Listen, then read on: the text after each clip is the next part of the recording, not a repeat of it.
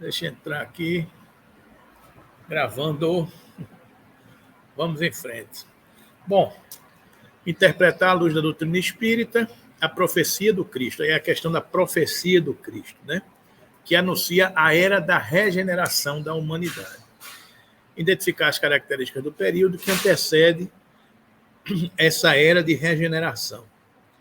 Então, na verdade, as ideias principais desse capítulo está lá na Gênesis capítulo 18, né, que são chegados os tempos, dizem-lhe de toda parte, marcados por Deus, em que grandes acontecimentos se vão dar para a regeneração da humanidade. No período de mudanças, o que antecede a regeneração da humanidade, surgirão muitos falsos profetas e enganarão a muitos. E por se multiplicar a iniquidade, o amor de muitos esfriará. Isso está nesse sermão profético, capítulo 24 de Mateus, né? Nestes tempos, porém, não se trata de uma mudança parcial, de uma renovação limitada a certa região ou a um povo, a uma raça. Trata-se de um movimento universal, a operar-se no sentido do progresso moral. O que está em curso, que a gente costuma dizer que nada pode parar, o que está em curso, é um processo de transição, é um processo de transformação da humanidade. Agora, achar que isso é o fim do mundo é o que a gente vai estudar um pouco aqui, né? Então, isso aqui é a escalatologia, sei lá, da Igreja Católica, né? Algumas profecias, Nostradamus, Pirâmide do Egito, as profecias maias, as datas, os calendários maia, que falam de datas onde se termina o mundo, essas coisas todas, é que a gente vai estudar, que aos olhos da doutrina espírita, a gente começa a entender leis naturais que nos apresentam uma outra perspectiva de entender as coisas, né? O que são os sinais de tempos e que é o fim, né? E vai acontecer, como é isso, né? Então é um pouco essa discussão que a gente vai ter na manhã de hoje, né? As predições de Jesus. O que é que Jesus disse nesse capítulo 24? E ouvireis de guerras e de rumores de guerras, olhai e não vos assusteis, porque é mistério que isso tudo aconteça, mas ainda não é o fim. Porquanto se levantará nação contra nação e reino contra reino, e haverá fomes e pestes e terremotos em vários lugares. Mas todas essas coisas são princípios das dores. Então, se alguém vos disser, eis que o Cristo está aqui ou ali, não lhe deis crédito, porque surgirão os falsos cristos e falsos profetas, e farão grandes sinais e prodígios, que, se possível fora, enganariam até os escolhidos, né? Olá, Gabi, obrigado. Quando virdes que a abominação da desolação que foi predita pelo profeta Daniel está no lugar santo, e logo depois da aflição daqueles dias, o sol escurecerá, a lua não dará a sua luz, e as estrelas cairão do céu, e as potências dos céus serão abaladas. Então aparecerá no céu o sinal do Filho do Homem, e todas as tribos da terra se lamentarão, e verão o Filho do Homem vindo sobre as nuvens do céu, com poder e grande glória. E este evangelho do reino será pregado a todas as nações, é então que o fim chegará. Isso é um sermão de Jesus, um sermão profético, como se anuncia, né? É um sermão longo que a gente vai estudar mais um pouco mais aí na frente, e a gente vai interpretar essa linguagem simbólica do Cristo, né? Quando ele nos fala de muitas coisas, né? Obrigado, viu? Então, vamos em frente. A gente vai tentar abordar aqui, se o tempo permitir, alguns aspectos da teoria da presciência, que está lá no capítulo 16 da Gênese, o capítulo 17, os sinais precursores, que é a interpretação à luz da doutrina espírita desse sermão profético. No capítulo 18 da Gênese, a gente tem São Chegados os Tempos, então quem quiser estudar, está lá, capítulo 16, 17 e 18 de Gênese, que aborda essa temática, né? Teoria da presciência, sermão profético, sinais precursores e a mensagem final do livro da Gênese, que é São Chegados os Tempos. Eu ainda menciono aqui uma mensagem que tem lá no finalzinho do livro Obras Póstumas, que é a mensagem chamada Regeneração da Humanidade. E no finalzinho, uma mensagenzinha pequena de não vir destruir a lei, a nova era. Vamos embora. Teoria da presciência. Estão lembrados dessa história, desse nome, pelo menos não? Isso aqui a gente estudou isso aqui um pouco para embasar o Apocalipse de João. Ou seja, João, no seu Apocalipse, ele tem uma visão profética. Ele tem uma visão de enxergar as coisas à frente do seu tempo. Assim são as previsões, são as predições, né? Então, o que a teoria espírita, o que a doutrina espírita explica nesta teoria da presciência, é isso que a gente vai estudar. Como é que é possível o conhecimento do futuro? Compreende-se a possibilidade da previsão dos acontecimentos que devam resultar do estado presente, porém, não a dos que nenhuma relação guardem com esse estado, nem ainda menos a dos que são comumente atribuídos ao acaso. Não existem as coisas futuras, dizem. Elas ainda se encontram no nada. Como, pois, se há de saber que se darão? São, no entanto, em grande número, os casos de predições realizadas, donde forçosa se torna a conclusão de que ocorre aí um fenômeno para cuja explicação falta a chave, porquanto não há efeito sem causa. É essa a causa que vamos tentar descobrir, e é ainda o Espiritismo. A gente vai tentar descobrir e entender essa causa de explicar e de prever a possibilidade de algo acontecer no futuro, né? Já de si mesmo, chave de tantos mistérios que nos fornecerá, mostrando-nos aos demais que o próprio fato das predições não se produz com exclusão das leis naturais. De novo aquela tecla, tudo está dentro da naturalidade, das leis naturais. Não entender as leis naturais é que torna a humanidade a condição de dizer que é sobrenatural. Sobrenatural é aquilo que não está na naturalidade. Quando não se conhece a naturalidade, está fora da naturalidade. Aí se diz sobrenatural. Mas quando a gente descobre as leis naturais que explicam aquelas situações, ela deixa de ser sobrenatural e passa a ser uma coisa do rol das possibilidades das coisas que acontecem, né? Tomemos para comparação um exemplo de nas coisas usuais. Ela nos ajudará a compreender o princípio que teremos de desenvolver. Suponhamos a história do homem no cume da montanha, né? Suponhamos um homem colocado no cume de uma alta montanha. Então, a gente imagina um homem lá em cima, no topo de uma montanha. Ok? A observar a vasta extensão da planície em derredor. Nessa situação, o espaço de uma légua,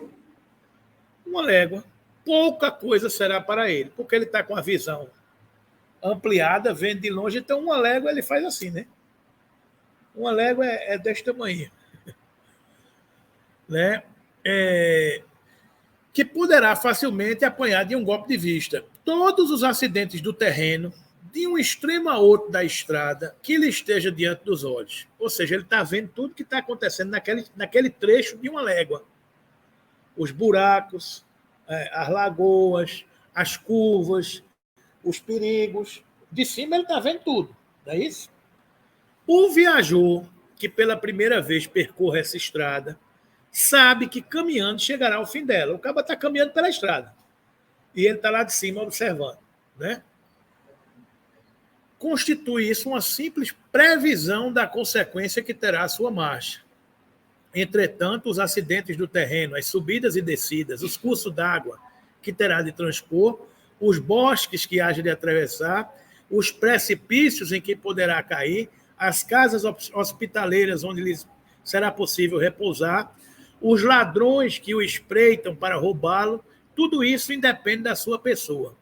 É para ele o desconhecido, o futuro, porque a sua vista não vai além da pequena área que o cerca. Quanto à duração, média pelo tempo que gasta em perlustrar o caminho. Tirai-lhe os pontos de referência e a duração desaparecerá. Para o homem que está em cima da montanha e que o acompanha com o olhar, tudo aquilo é presente. Ele está vendo de cima, então para ele tudo aquilo é presente, né? Suponhamos que esse homem desce ao seu ponto de observação E indo ao encontro do viajante, lhe diz: em tal momento encontrarás tal coisa. Serás atacado e socorrido. Bom dia. Estarás predizendo o futuro. Mas o futuro para o viajante, não para ele, autor da previsão, pois que para ele esse futuro é presente. Não sei se vocês entenderam esse exemplo aqui, mas ele fala o seguinte: o camarada está em cima do monte observando. Aí tem uma pessoa andando numa estrada. Como ele está de cima do monte, ele viu que naquela estrada, naquela velocidade que ele está andando, daqui a tanto tempo ele vai encontrar um buraco. E naquele buraco ele pode cair ou não, é uma previsão. Aí quando ele vê toda aquela estrada, ele se antecipa que para ele aquilo que ele está vendo é tudo presente, que ele está vendo tudo. Ele desce para o viajor e diz: ô amigo, daqui a tanto tempo tu vai encontrar um rio. Daqui a tanto tempo você pode cair num buraco. Daqui a tanto tempo vai ter uns caras te esperando numa quebrada da mata. Ou seja, para o viajor, aquilo é prever o futuro. Mas para o que está no cume da montanha, ele está vendo o presente. Então ele está revelando para aquele viajor uma situação que o cara não sabe ainda. Porque para quem está embaixo, é futuro. A teoria da presciência é isso. E aí ele vai explicando essas questões e se do ponto de vista material é desse jeito, imagine a condição de um espírito que na sua visão ampliada é possível ele enxergar determinadas coisas, né? Então, estas visões do Apocalipse de João nada mais foram do que isso. E haverá guerras, e haverá fome, e haverão lutas, e haverá doenças. É a visão da estrada toda de quem está de cima está olhando. Diga aí, Amaro.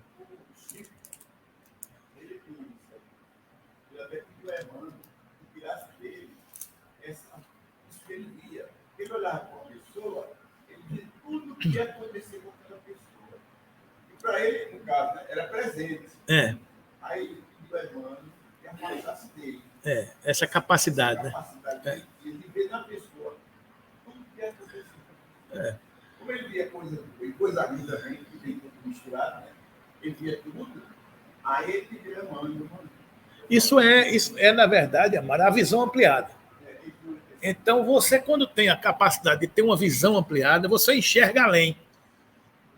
A gente, com a nossa visão circunscrita, a gente enxerga o presente, o aqui e agora. Estudando aquela mensagem do espírito de Júpiter, ele menciona que lá os espíritos, para cumprir a sua missão, muitas vezes lhes são permitidos conhecer o futuro. Porque conhecer o futuro faz parte da execução da sua missão.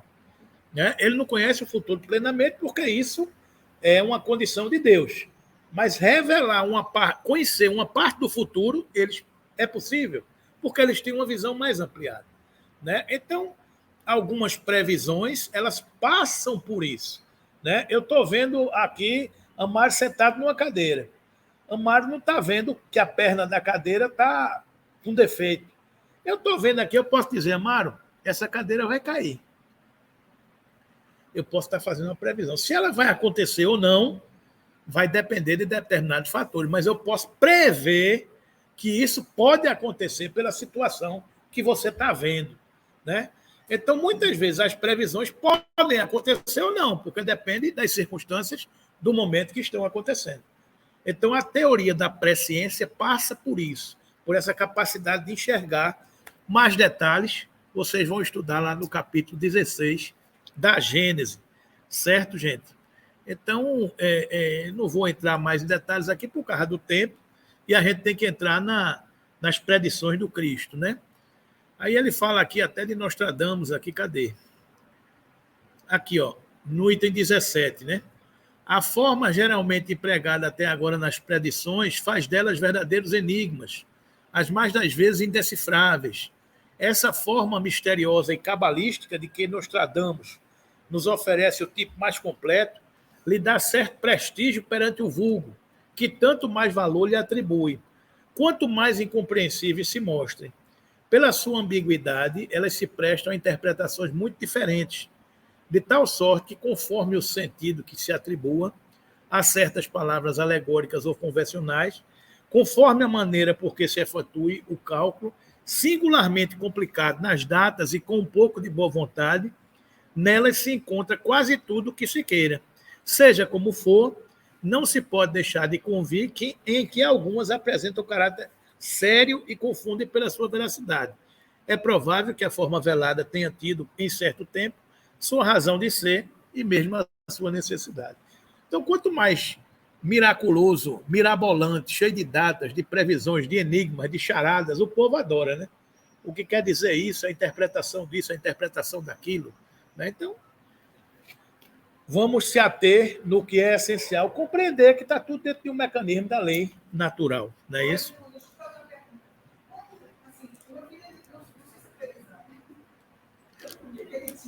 Mas ele tinha uns horários assim especiais, né? Quem? Meu filho no caçula, quando ele tinha 7 anos, né? Aí ele dizia, a avó dele estava chegando, ele dizia, a avó está toda mudando. Ele não dizia que ela ia chegar de branco, mas ele passava por mim, ele dizia assim, eita, mas a avó dele está toda mudando. Eu disse, tá, tudo bem. Né? Ou ele dizia assim, o pai está chegando. Né? Isso não é a questão de ter uma previsão. Né? Não é uma premonição, né? É uma premonição. Você se antecipa a um fato que pode acontecer. Ou seja, alguém viu e informou a ele. Então, alguém que, ó, teu pai está chegando. Então, alguém que está vendo de cima, está vendo que está acompanhando. Então, quem está vendo de cima? Um espírito que está do lado de fora pode estar enxergando. Um mentor que chega primeiro. Então, são essas situações, né, que você enxerga porque alguém lhe disse ou porque você viu, quando você se coloca de uma posição privilegiada, digamos assim. Depois de muito tempo, aí eu comecei a concordar com ele. Ele me dizia assim, uma vez ele acordou chorando, depois eu acordei chorando desesperadamente, né? Lá em Porto Alegre, ele fez uma coisa, oração, vamos rezar para nós. Aí no outro dia de manhã, quando eu cheguei na casa da avó dele, né, às 2h, 2h30 da manhã, tinham assaltado a casa dela. Ele fazia a avó chorava e fazia avó. Aí depois de muito tempo, que a ficha caiu em mim, aí eu falei, Fernando, por quê? Aí eu começava a investigar. Aí eu falei, se realmente era ou não era. Por exemplo, José teve uma revelação em sonho de que deveria fugir para o Egito. Não é isso? Então, esta revelação em sonho nada mais é do que os espíritos que sabiam das decisões de Herodes de que iriam mandar matar as crianças primogênitas. Então, mas os espíritos sabiam, porque os espíritos estavam lá vendo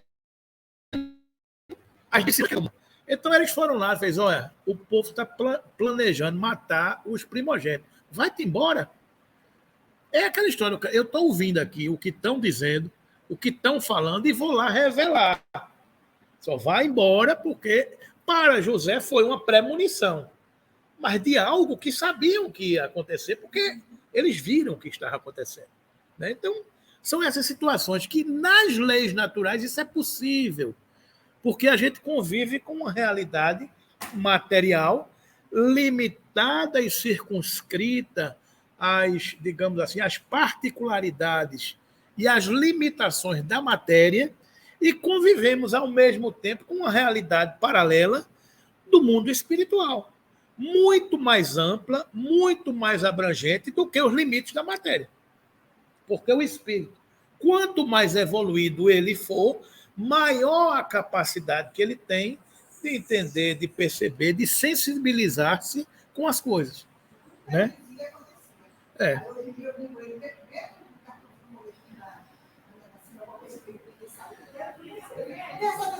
Hã?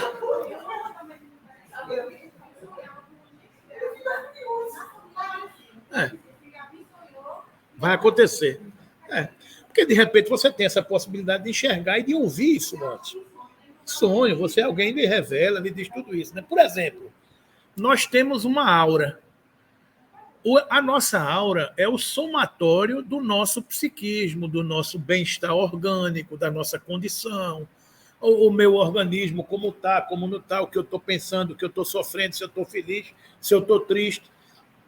Chico Xavier tinha essa capacidade de enxergar a aura. Então, ele enxergando a aura da pessoa, algumas pessoas têm essa capacidade de enxergar uma aura. Você vê uma aura radiante, brilhante, iluminada, é uma pessoa que está um espírito em dia com a sua saúde, com os seus pensamentos, com o seu psiquismo. Quando você vê uma aura escura, está doente, está pesado, está angustiado, uma série de situações desse tipo. E enxergando a aura, você pode ver se aquela pessoa está doente ou não.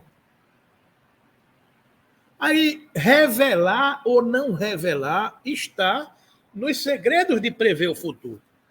Você não pode chegar e dizer, minha filha, você vai morrer daqui a 2 meses, porque eu estou vendo aqui no sua aura que para você tem futuro, não.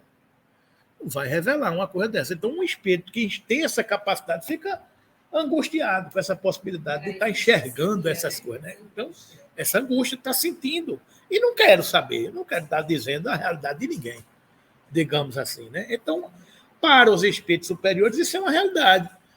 Por exemplo, de novo a história de Júpiter. Eu estou falando isso porque é uma referência de para onde a gente vai. Os espíritos de Júpiter, o corpo físico, ele é translúcido, porque ele não tem o que esconder. Aqui no plano que a gente se encontra, a gente ainda está escondido por um corpo material. Porque este corpo material esconde o que nós somos, esconde o que pensamos, esconde o que estamos imaginando. Imagine se todo mundo tivesse a capacidade de enxergar o pensamento de todo mundo. Se escondido desse defeito todo. Imagine você enxergando o que a tua amiga do teu lado está pensando. Imagine. Né? Tem um caso de um grande palestrante, eu não tenho visto mais dele, mas ele, cada vez que se encontrar com o Divaldo, para de pensar isso aí. Aí um dia ele estava no aeroporto de Brasília, quando ele olhou o Divaldo, aí ele pensou, Jesus. Aí o Divaldo chegou perto dele e disse assim, para de botar Jesus no que você estava pensando. Está pensando isso. Para. É isso aí. É a capacidade de enxergar. Né? Mas isso, Vera, isso demonstra a nossa ainda imperfeição. Nós somos almas ainda imperfeitas, né? Pois não. Da aura lá, translúcida lá de Júpiter, né? Na literatura tem um ditado que diz, a gente não sabe se é a literatura que imita a realidade ou a realidade que imita a literatura. Né? Isso que eu fiz ler, durante muito tempo eu escutei isso. Aí, falando isso, me veio na cabeça esses filmes de ficção científica que mostram, sim, né, o espírito, ou o serzinho lá, translúcido. Quem é? Não, isso são inspirações, né? O mundo material é uma cópia do mundo espiritual. Então, boa parte do que a gente vê aqui é uma inspiração do que vem de lá. Então, por exemplo, tem na parte de André Luiz, eu acho que é Os Mensageiros. Ele chega numa colônia espiritual e vê um quadro que faz, puxa vida, eu vi esse quadro na Terra. Aí o mentor diz, não, realmente, esse quadro foi pintado, na verdade, o original está aqui. Agora, o pintor, numa inspiração, teve aqui, viu e... Então, boa parte das inspirações das coisas da Terra são enxergadas do outro lado, né? Eu até costumo dizer que, muitas vezes, essas artes que o movimento hippie faz, então, são imagens meio pesadas, né? Então, é uma coisa muito... Aquilo ali, de repente, são visões que se passam. Monstruosas, bichos, animais, essa coisa toda, né? Porque você enxerga aquilo ali, um animal, caveiras, dentes, aquelas coisas todas assim. Então, é uma arte pesada, digamos assim. Não é uma arte, né? Mas, de repente, são visões que a pessoa está vendo, está enxergando aquele tipo de coisa, né? Então, é por aí. É essa capacidade de você expandir. E a teoria da presciência passa por isso, né? Então, vamos lá no Sermão Profético. Capítulo 17 da Gênesis, né? Também ouvireis falar de guerra, de rumores de guerra, tratai de não vos perturbardes, porquanto é preciso que essas coisas se deem, mas ainda não será o fim, pois ver-se-á povo levantar-se contra povo e reino contra reino, e haverá pestes, fomes e tremores da terra em diversos lugares. Todas essas coisas serão apenas o começo das dores. Jesus anunciava isso há 2000 anos atrás. Houve isso? Houve isso. Mas houve. Houve. Então, é uma previsão de quem estava de cima olhando. Rapaz, eles acabam andando desse jeito. Com os valores que eles têm. Onde é que vai terminar isso? Com guerras, com rumores, com tremores, com tudo isso, porque faz parte de um processo, né? Então, o irmão entregará o irmão para ser morto. Os filhos se levantarão contra seus pais e suas mães e os farão morrer. Serão odiados de toda a gente por causa do meu nome. Mas aquele que perseverar até o fim será salvo. Quando virdes que a abominação que causa desolação, que foi predita pelo profeta Daniel, está no lugar santo, que aquele que lê entenda bem o que lê. Fujam, então, para as montanhas os que estiverem na Judéia. Não desça aquele que estiver no telhado para levar de sua casa qualquer coisa. E não volte para apanhar suas roupas aquele que estiver no campo. Mas ai das mulheres que estiverem grávidas ou amamentando nesses dias. Pedi a Deus que a vossa fuga não se dê durante o inverno, nem em dia de sábado, porquanto a aflição desse tempo será tão grande como ainda não houve igual desde o começo do mundo até o presente, e como nunca mais haverá. E esses dias, se esses dias não fossem abreviados, nenhum homem se salvaria, mas esses dias serão abreviados em favor dos eleitos. É um discurso de Jesus que causa espanto, né? E ele segue. Logo depois desses dias de aflição, o sol se obscurecerá, a lua deixará de dar sua luz, as estrelas cairão dos céus e as potestades dos céus serão abaladas. Então o sinal do Filho do Homem aparecerá no céu e todos os povos da terra estarão em prantos e em gemidos e verão o Filho do Homem vindo sobre as nuvens do céu com grande majestade. Ele enviará seus anjos, que farão ouvir a voz retumbante de suas trombetas, e que reunirão seus eleitos dos 4 cantos do mundo, de uma extremidade à outra do céu. Aprendei uma comparação tirada da figueira. Quando seus ramos já estão tenros e dão folhas, sabei que está próximo o estio. Do mesmo modo, quando virdes todas essas coisas, sabei que vem próximo o Filho do Homem, que ele se acha como que à porta. Digo-vos em verdade que esta raça não passará sem que todas essas coisas se tenham cumprido. E acontecerá, no advento do Filho do Homem, o que aconteceu ao tempo de Noé, pois como nos últimos tempos antes do dilúvio, os homens comiam e bebiam, se casavam e casavam seus filhos, até o dia em que Noé entrou na arca. E assim como eles não conhecem o momento do dilúvio, senão quando este sobreveio e arrebatou toda a gente, assim também será no advento do Filho do Homem.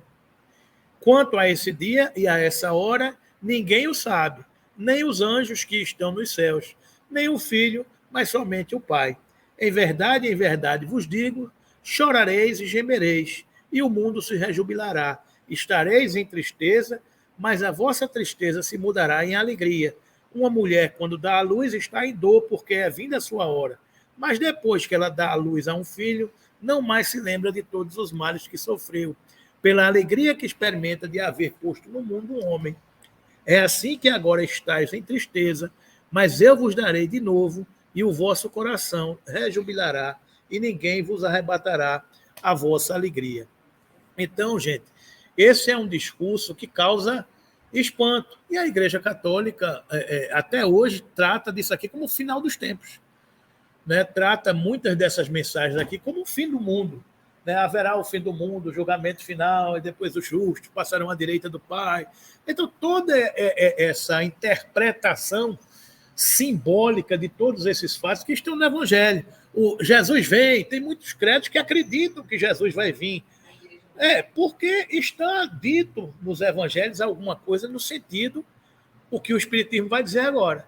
É evidentemente alegórico este quadro do fim dos tempos, como a maioria dos que Jesus compunha, pelo seu vigor, as imagens que ele encerra são de natureza a impressionar inteligências ainda rudes, para tocar fortemente aquelas imaginações pouco sutis. Eram necessárias pinturas vigorosas, de cores bem acentuadas.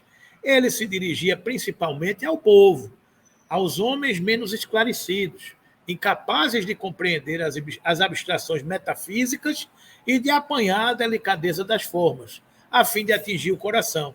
Fazia-se-lhe mister falar aos olhos com auxílio de sinais materiais e aos ouvidos por meio das forças da linguagem. Esse discurso do Cristo, ele é semelhante ao Apocalipse de João. Porque no Apocalipse de João, ele prevê tudo isso, as bestas, as 7 portas, os 7 selos, os cavaleiros, os 5 cavaleiros do Apocalipse, as guerras, as fomes, as doenças, as pestes. Mas, no final, o grande Armagedon, que é a batalha do bem contra o mal, e que, no final, surgirá a Nova Jerusalém. Ou seja, o bem vencerá o mal. A transição planetária.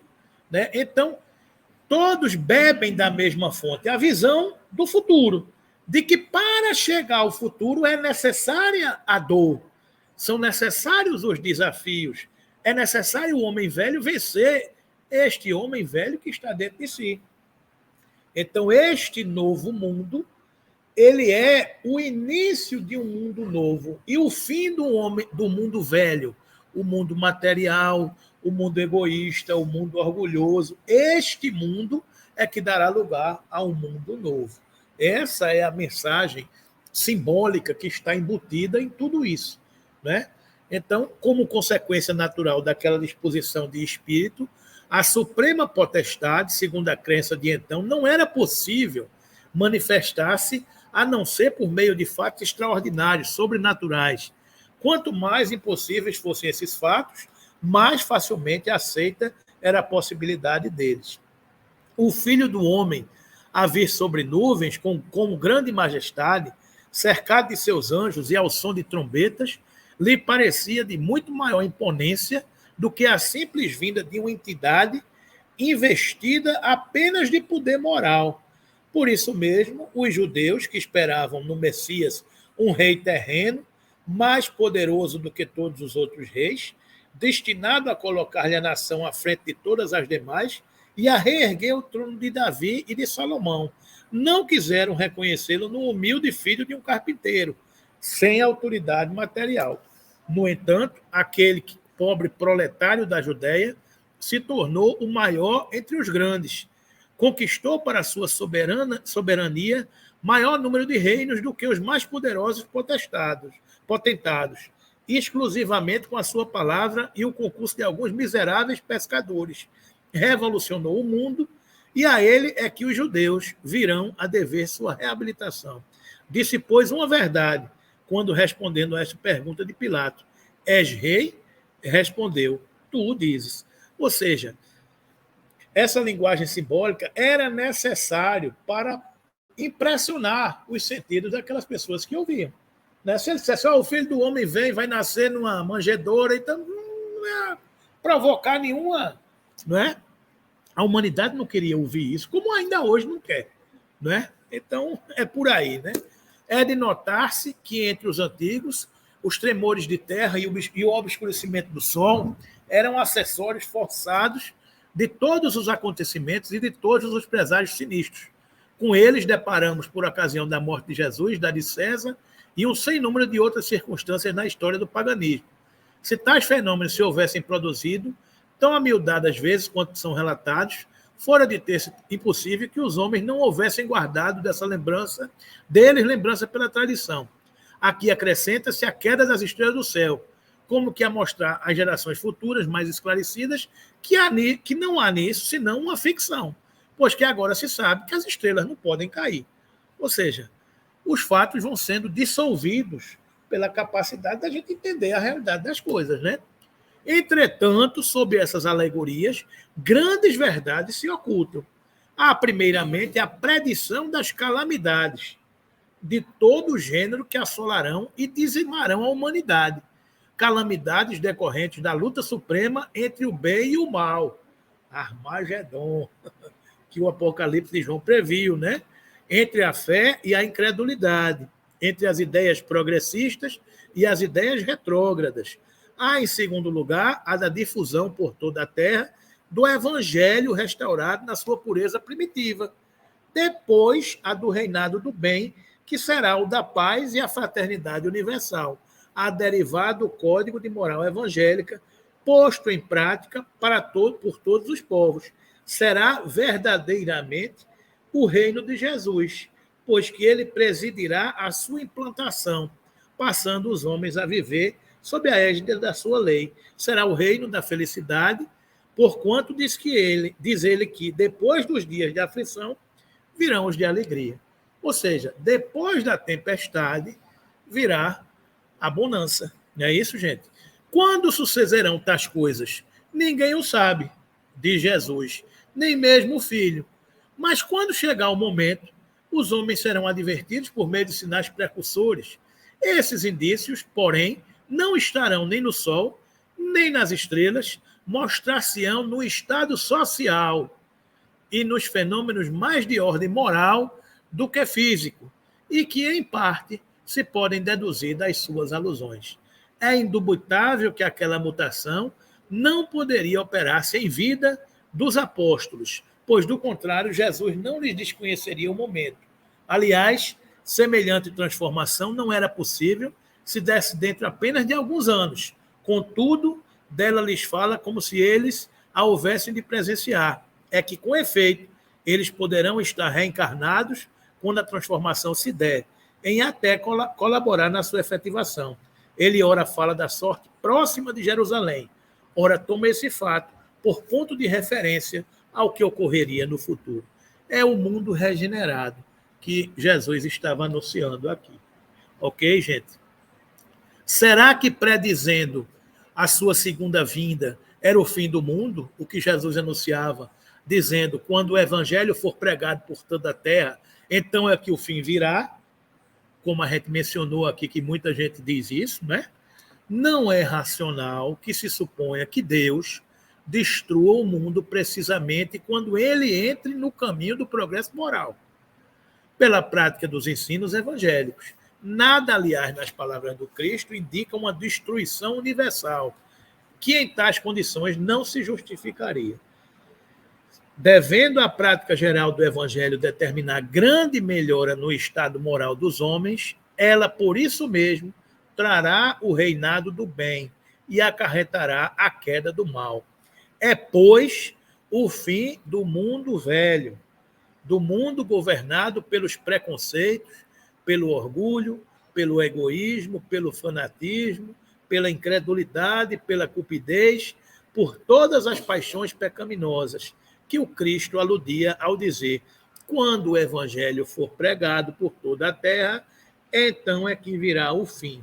Esse fim, porém, para chegar, ocasionaria uma luta, e é dessa luta que advirão os males por eles previstos. Entenderam, gente? Então, o governador planetário estava enxergando as batalhas que adviriam. De um lado, os que já queriam um bem, que já enxergavam as vantagens de viver na luz.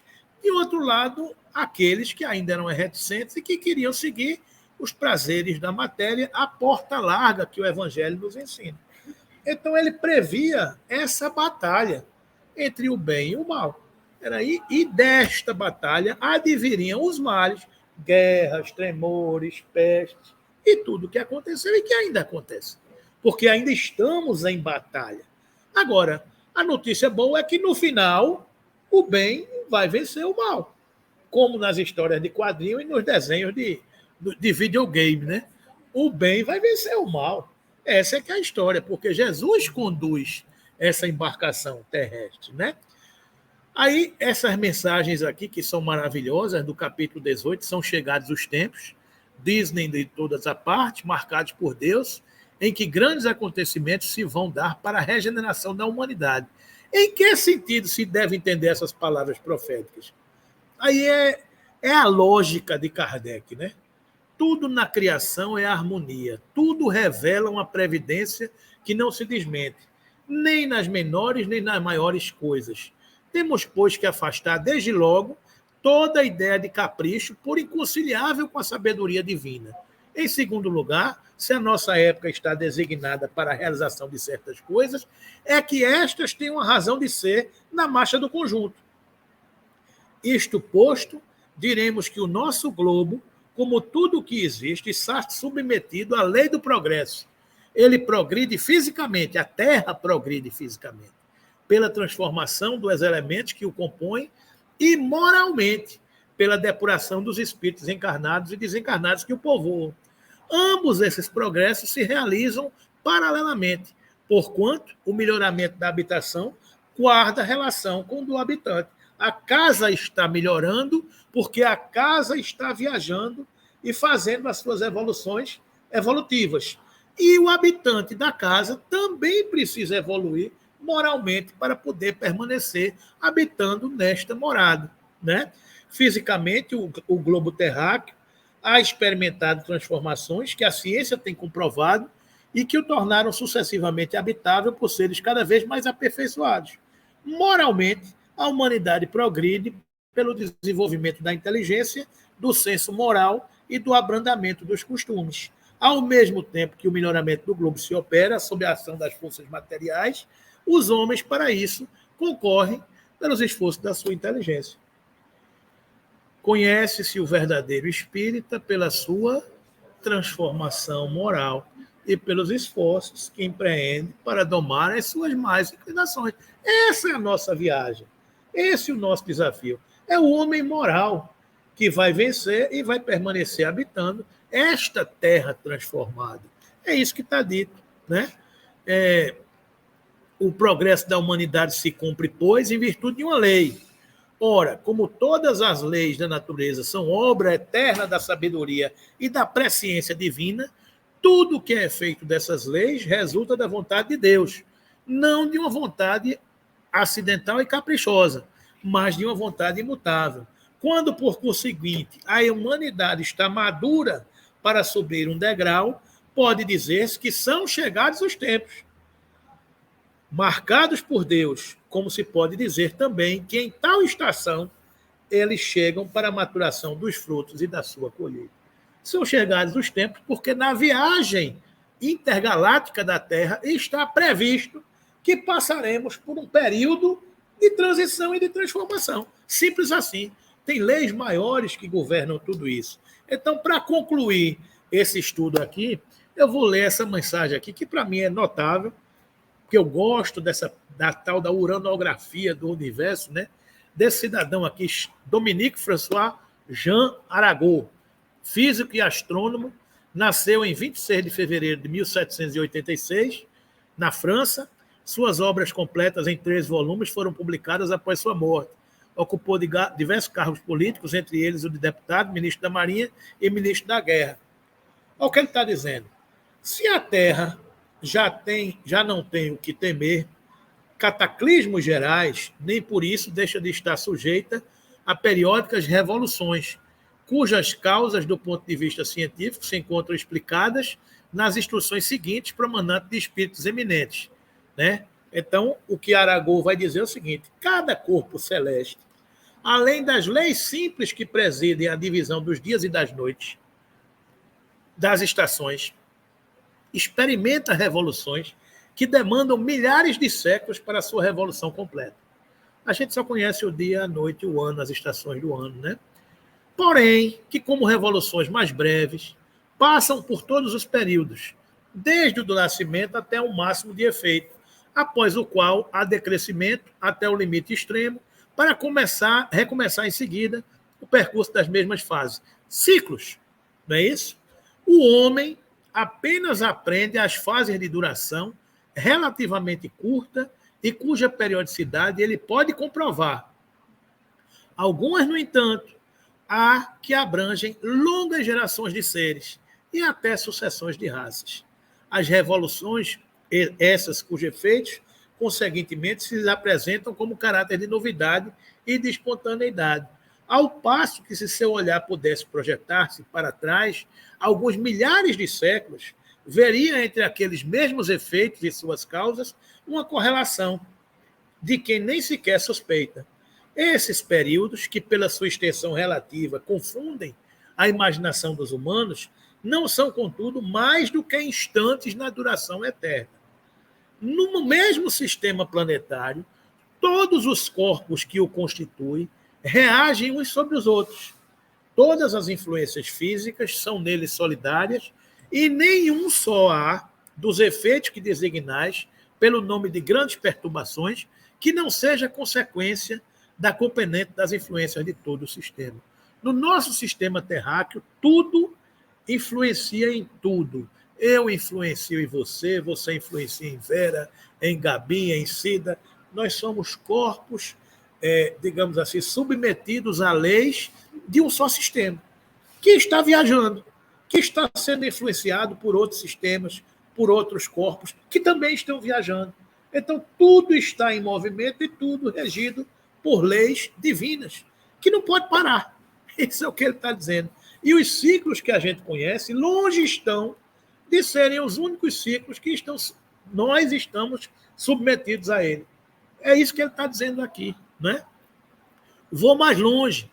Digo que os sistemas planetários reagem uns sobre os outros, na razão da proximidade ou do afastamento resultante do movimento de translação deles, através das miríades de sistemas que compõem a nossa nebulosa.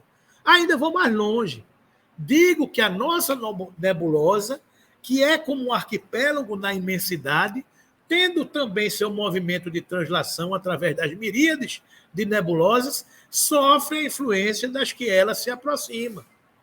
De sorte que as nebulosas reagem sobre as nebulosas, os sistemas reagem sobre os sistemas, como os planetas reagem sobre os planetas, como os elementos de cada planeta reagem uns sobre os outros, e assim sucessivamente, até ao átomo. Daí, em cada minuto, revoluções locais ou gerais, que se não parecem perturbações, porque a brevidade da vida não permite se lhes percebam mais do que efeitos parciais. A matéria orgânica não poderia escapar a essas influências. As perturbações que ela sofre podem, pois, alterar o estado físico dos seres vivos e determinar algumas dessas enfermidades que atacam, de modo geral, as plantas, os animais e o homem. Enfermidades que, como todos os flagelos, são para a inteligência humana um estimulante que a impele, por força da necessidade, a procurar meios de combater e a descobrir leis da natureza. Está lembrado que ontem a gente estava discutindo na reunião a história da dor de cabeça? A matéria orgânica, nós não podemos escapar de tudo isso. Se eu estiver viajando e passar por uma região do Polo Norte ou do Polo Sul, o que é que vai acontecer com o meu corpo? Vai ficar com o quê? Com frio. Porque a gente está passando por uma região que o frio está influenciando na matéria orgânica. Se eu passar pelo deserto durante o dia, o que é que vai acontecer com o meu corpo? Vai ficar com calor. Se a Terra está viajando em determinados ciclos que a gente não conhece e que vai entrar para ter influência de outros astros que até então a gente não sabia, o que é que vai acontecer com a Terra? Vai ter influência daqueles outros astros. E se nós estamos dentro do astro, o que é que vai acontecer com a nossa matéria orgânica? Vamos ter influência dos outros astros. Então, é aquilo que eu estava dizendo a vocês, que a física quântica está medindo e falando da ressonância Schumann, onde a frequência da Terra é de 7,6 ou 7,9 Hz, que em agosto do ano passado atingiu picos de 80 Hz, e que daqui a pouco vai atingir um patamar de 30, 40, se estabilizar em 50 Hz. E nós estamos passando por um período de adaptação. A frequência do nosso ser orgânico, espiritual, encarnado e desencarnado, estão sofrendo mutações. Regeneração. Porque daqui a pouco, espíritos atrasados, presos à matéria, não conseguirão mais ser atraídos pelo centro gravitacional da Terra. Serão expurgados do orbe. É um processo, são ciclos. É o que Aragô está dizendo aqui. São as leis físicas naturais que a gente não conhece, que a gente passa a perceber que estamos influenciados sobre. Isso aí é o como acontece, que a gente até então não sabe. A gente desconfia que é alguma coisa por aí, não é? Mas a matéria orgânica, a seu turno, reage sobre o espírito. Este, pelo contato, a sua ligação íntima com os elementos materiais, também sofre influências que lhe modificam a disposição, sem, no entanto, privá-lo do livre-arbítrio, que lhe sobrecitam ou atenuam a atividade, e que, pois, contribui para o seu desenvolvimento. A efervescência que, por vezes, se manifesta em toda uma população, entre os homens de uma mesma raça, não é coisa fortuita, nem resultado de um capricho. Tem sua causa nas leis da natureza. Essa efervescência inconsciente, a princípio, não passando de vago desejo, de aspiração indefinida por alguma coisa melhor, de certa necessidade de mudança, traduz-se por uma surda agitação. Depois, por atos que levam às revoluções sociais, que, acreditai-o, também tem sua periodicidade, como as revoluções físicas, pois que tudo se encadeia. Se não tivesseis a visão espiritual limitada pelo véu da matéria, verias as correntes fluídicas que, como milhares de fios condutores, ligam as coisas do mundo espiritual às do mundo material. Quando se vos diz que a humanidade chegou a um período de transformação e que a Terra tem que se elevar na hierarquia dos mundos, nada de místico vejais nessas palavras. Vede, ao contrário, a execução de uma das grandes leis fatais do universo, contra as quais se quebra toda a má vontade humana. Nada pode parar o que está em curso. Estamos evoluindo, estamos viajando. Não dá para parar o carro da evolução, né? Então, gente, está aí a doutrina espírita falando com a sua tranquilidade, com a sua harmonia, com a sua condição de ampliar os nossos horizontes e o nosso pensamento. Sugiro a vocês que leiam capítulo 18, São Chegados os Tempos, e depois entendam a questão, a previsão dos movimentos progressivos da humanidade. Nada apresenta de surpreendente quando feita por seres desmaterializados, que veem o fim a que tendes todas as coisas, tendo alguns deles conhecimento direto do pensamento de Deus. Pelo movimentos parciais, esses seres veem em que época puder a estrada da montanha. Ele está vendo o ciclo. Então, eles estão vendo em que época poderá operar-se um movimento geral, do mesmo modo que o homem pode calcular de antemão o tempo que uma árvore levará para dar frutos, do mesmo modo que os astrônomos calculam a época de um fenômeno astronômico, pelo tempo que um astro gasta para efetuar a sua revolução. Ciclos evolutivos. Estamos todos submetidos a eles. Nascer, viver, renascer ainda e progredir sempre, são ciclos evolutivos. Entrar e sair do corpo sem jamais ter saído da vida faz parte do ciclo evolutivo do espírito. É aquela compreensão que a gente tem da vida e da morte do corpo. Então, quando um ser desencarna, é um ciclo evolutivo para aquele ser passar por aquele período. Então, esta compreensão ampliada da vida, da perspectiva do universo, das leis que nos governam, acalma e nos tranquiliza. E no dizer de Emmanuel, toda a realidade é do espírito, e toda paz advém da compreensão do reino de Deus e de sua justiça. Quando a gente compreende que há Deus, quando a gente compreende que existem leis e que essas leis são para o nosso crescimento, a nossa evolução, o nosso amor, a gente compreende tudo isso. A gente entende que não há aleatoriedade no processo de evolução da humanidade. E a gente compreende que quando se diz são chegados os tempos, é porque é um tempo de mudança de estágio, de degrau, e que estamos submetidos a isso, e graças a Deus participando disso, né? Então, leiam essa mensagem aqui, Obras Póstumas, Regeneração da Humanidade, a mensagem que está lá no finalzinho do livro Obras Póstumas, porque ela coloca as características do que está acontecendo na sociedade, né? Então, é muita coisa que ele coloca aqui, Obras Póstumas, a mensagem Regeneração da Humanidade. Só para vocês verem aqui, olha lá no finalzinho o que é que ele diz, ó. E como se não se operasse com bastante rapidez a destruição, os suicídios se multiplicarão em proporções inauditas, até entre crianças. A loucura jamais terá atingido tão grande quantidade de homens e que antes mesmo de morrerem estarão riscados do número dos vivos. São esses os verdadeiros sinais dos tempos, e que tudo se cumprirá pelo encadeamento das circunstâncias, como já o dissemos, sem que haja a mais ligeira derrogação das leis da natureza. Está escrito, está dito, está previsto, e a gente está tendo a possibilidade de compreender e de entender.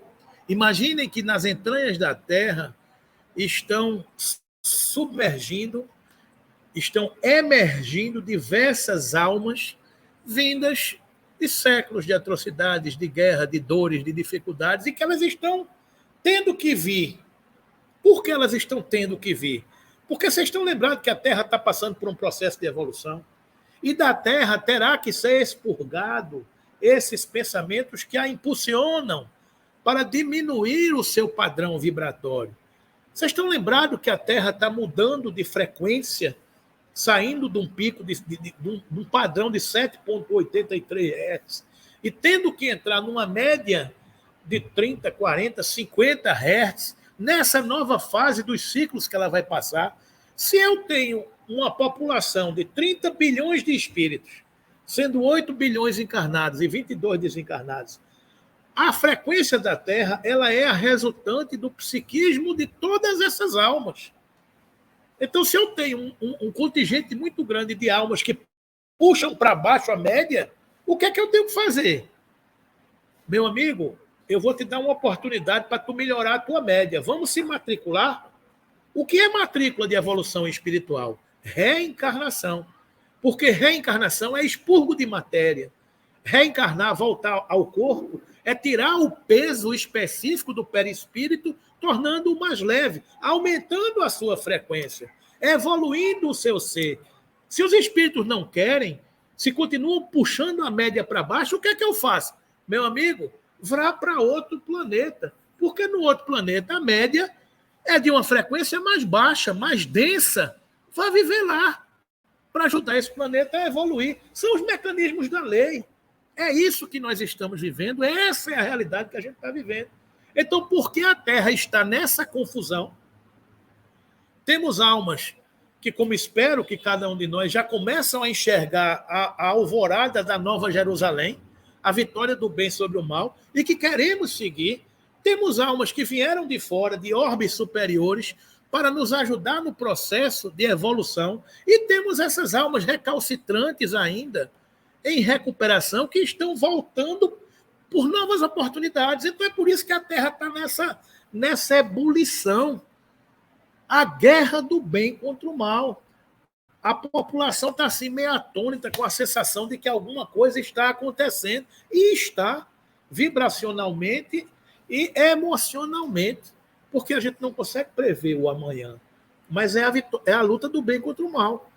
E o nosso papel nessa história toda, compreendendo tudo isso, fazer o melhor possível, auxiliar o melhor possível, contribuir da melhor maneira possível, em casa, na rua, no trânsito, na sociedade, aonde a gente estiver, elevar a frequência vibratória, elevar o padrão de pensamento, o psiquismo, para a gente ir transformando essa nossa humanidade, porque estamos em processo de regeneração da humanidade. A casa física, o planeta, está mudando e mudará, quer queiramos, quer não. O papel da gente é nos habilitarmos para continuarmos sendo atraídos para morar nesta casa. Esse é o processo de regeneração da humanidade. Esses são os sinais dos tempos. Ok, gente? Vou deixar gravado isso aqui. Sim, sim. Não, algumas dessas mensagens eu não estou nem passando todas, né? Mas estou citando aqui para quem depois quiser estudar Obras Póstumas, Regeneração da Humanidade, está no finalzinho do livro Obras Póstumas, e eu citei aqui no começo, aí no finalzinho, essa mensagem do Evangelho. São chegados os tempos em que se hão de desenvolver as ideias para que se realizem os progressos que estão nos desígnios de Deus. Tem elas de seguir a mesma rota que percorreram as ideias da liberdade, suas precursoras. Não se acredite, porém, que esse desenvolvimento se efetue sem lutas. Não, aquelas ideias precisam, para atingir a maturidade, de abalos e discussões, a fim de que atraiam a atenção das massas. Uma vez isso conseguido, a beleza e a santidade da moral tocarão os espíritos, que então abraçarão uma ciência que lhes dá a chave da vida futura e que descerra as portas da felicidade eterna. Moisés abriu o caminho, Jesus continuou a obra e o Espiritismo a concluirá. O Espírito Israelita está lá no capítulo 1 do Evangelho segundo o Espiritismo, a Nova Era. é o que estamos mergulhados, meus irmãos. Então, vamos em frente, entendendo o movimento que estamos atravessando e que Jesus nos abençoe cada vez mais. E obrigado, Kardec, mais uma vez, por essa doutrina, né, que nos explica tanta coisa e que nos proporciona tranquilidade, né, serenidade para poder entender tudo isso que está acontecendo. Né?